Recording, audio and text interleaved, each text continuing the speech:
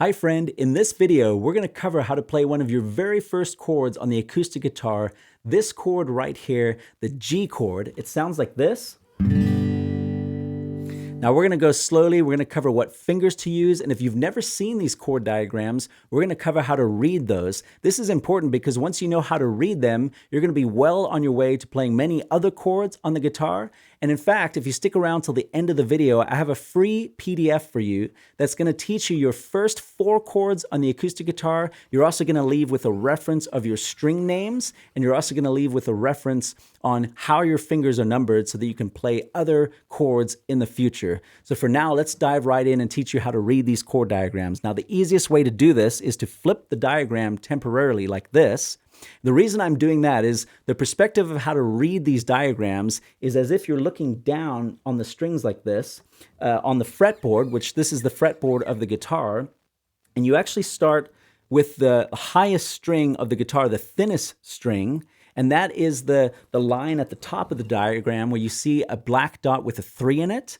That first string here is this high E string, and then you actually count upwards from there. So you go your first string, second string, third string, your fourth string, your fifth string, and then your thickest string is your 6th string. And that is the line at the bottom of the diagram where you see a black dot with a 2 in it.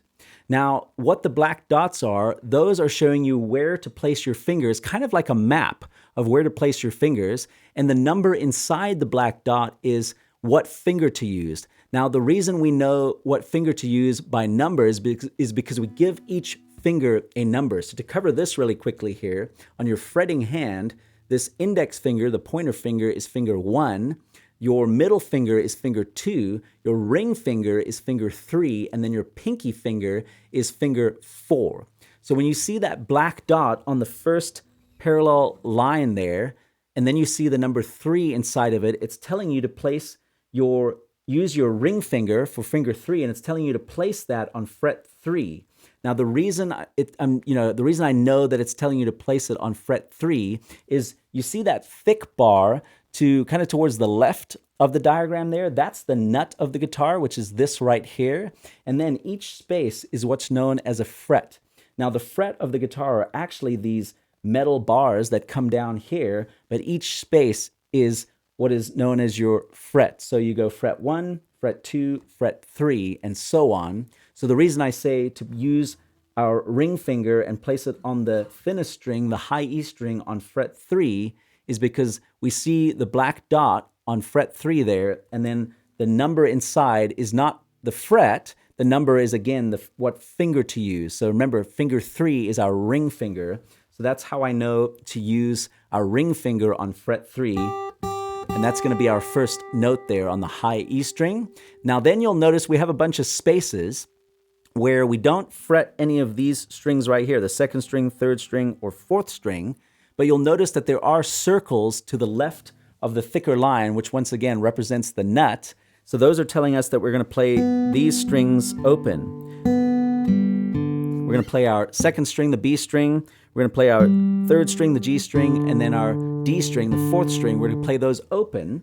So if we fret our ring finger on fret 3 there, we work our way backwards.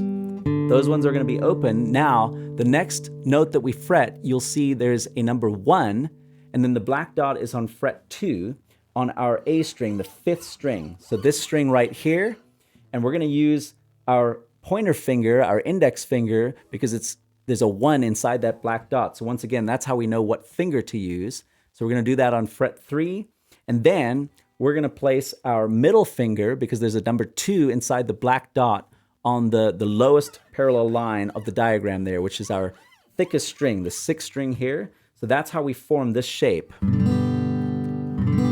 Now that's our G chord. Now, especially if you're learning how to play the guitar, you might not get all the notes sounding clearly like that right now. You might have something that sounds like this, or maybe even really muted like that. Now, I want to go through a few tips. If you're getting a sound like that, I want to go through a few tips here. I'm going to place this close-up view on the screen, and I am going to flip this diagram because this is how you commonly see the chord diagrams. Now, a few tips for how to place your strings. how to place your fingers, excuse me, on the strings, is you don't want to place them right on top of the metal frets. If you do that, you're going to get something that sounds like this. You'll hear how that's really muted. So that's not what we're going for. Now you want to place them right behind that metal fret. You'll see here how I'm placing it right behind the metal fret there. If you place it too far behind, you might get a kind of a intermittent sort of buzzing sound like that. So you don't want to place it too far behind, but you want to go as close as possible right behind. Again, you'll notice there I'm getting right, almost like snug up to that metal bar. Once again, don't go on top of it, otherwise you'll get that. But when you place it right behind, you're going to get the note ringing clearly out like that. And then something else that might happen when you start placing your other fingers in place like this is if you grip the fretboard like a baseball bat, you know, your fingers are going to be flat, right? Like that. And you might get the fleshy part of these fingers muting some of the strings unintentionally. So what you want to do is think of your fretting hand here. Think of placing a tennis ball inside your fretting hand there, and think of like, man, what if there was a tennis ball, you know, in between your fretboard here and in between your hand, right, the palm of your hand. And what that's going to do, if you visualize that, it's going to force your fingers to kind of curve out and form this nice curve here. Because you want to, when you fret the notes, right, you want to think of using just the tips of your fingers here. And you'll see, you'll start to form calluses, but you want to think of using just the tips of your fingers. And you know, you don't want to be using the sides of them like that, or again, gripping as a baseball bat and kind of muting strings unintentionally. If you think of using the tips of your fingers and you think of that tennis ball being in the palm of your hand, that's going to force your wrist kind of out like that. It's going to force you to curve your hands. Get a nice curve going where you're actually letting all the notes ring out. Now, something you want to do to kind of isolate potential problem strings and where you're maybe having muted notes is don't just strum down like that. Actually go individually through each of the strings. So start at the top and just go one at a time. And if you're not getting all the notes ringing out like that, can you hear there, even there, I had a muted note.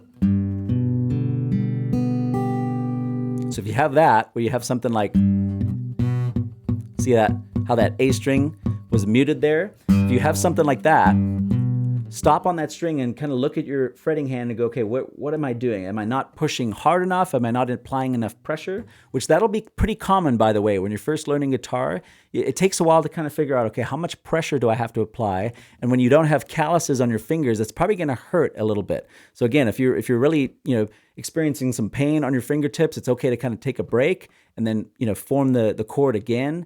And eventually over time, you're going to form these calluses on your fingertips, which is going to make it easier as you go along. So don't be discouraged if it hurts a little bit right away. But if you're not getting a note ringing clearly and you're getting that buzzing sound like that, maybe you're too far away from the fret, or if you're getting that kind of a sound, maybe you're right on top of the fret. And the key is just to remember, you want to be fretting right behind the fret, right behind the metal bar there. So just go individually through each of the strings until you get every single note ringing out clearly. And then eventually you can strum all of them down once you know every single note is ringing out. And then you'll know how to play your G chord on the acoustic guitar. Now, friend, like I said, before you go, I would love to get this free guide into your hand. I'm going to put this on the screen right now. If you go to acousticmadesimple.com, you'll be able to get this free guide and learn your first 4 chords on the acoustic guitar. Now, I want to show you what this looks like. And so I'm going to put this on the screen here. This is what the simple guide looks like. It says your simple guide to playing your first 4 chords. There's your finger number reference. And it's going to have a key of how to read these chord diagrams. It's going to have the open string names like this. And then it's going to have the chord diagrams there. You're going to learn a G chord. You're going to even learn a simpler way to play your G chord, so that if you're having trouble with the full chord, you'll be able to play a simplified version there. And then C chord, a simplified version of the C, D chord, and then your E minor chord. And then, friends, once you learn these 4 chords, you're going to be well on your way to being able to play hundreds of songs on the acoustic guitar. So again, go to acousticmadesimple.com. troubleshoot.com, and you'll be able to get that free guide. And with that, I will see you in the next video. Take care.